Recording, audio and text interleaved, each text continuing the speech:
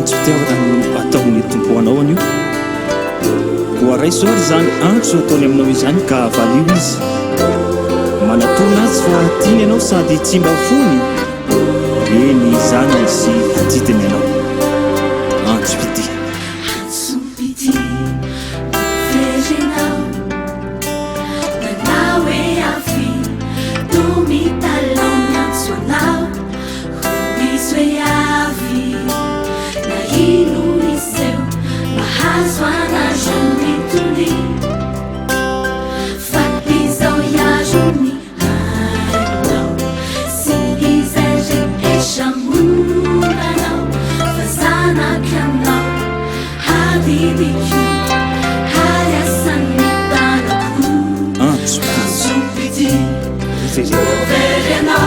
manao e avi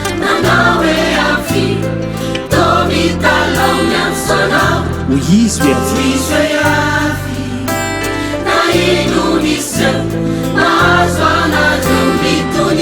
fa izao iarony ainao sy zay rehetra mombanao azanany ianao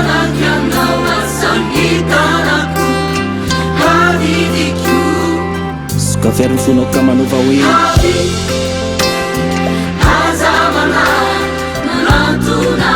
zao miantso anao iavi ninoninona miseho dia mitapitra atreo re teriterinao rehetra avio aza matahotra manampianao izy miaro anao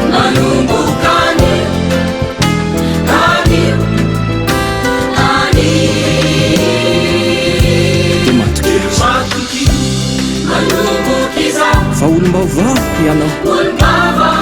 efa lasany tena solo zavatso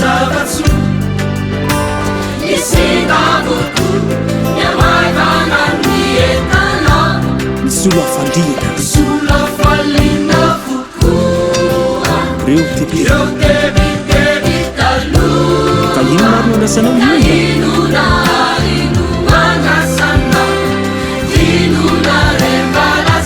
avi jesosy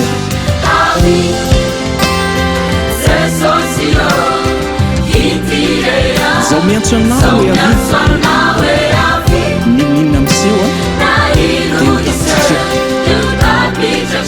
reo hitako rehetra vavelan'ny tompony elikao tsy manarinao izy efa olonafaky ianao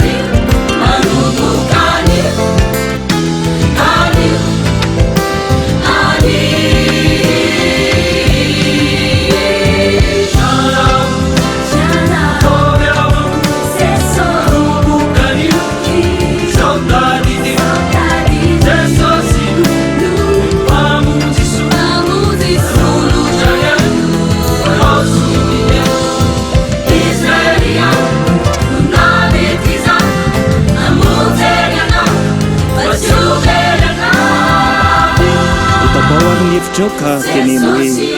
iverina aminao aho jesosy iverina aminao aho ho tisy anoko anao aho amin'ny androko rehetra zany jesosy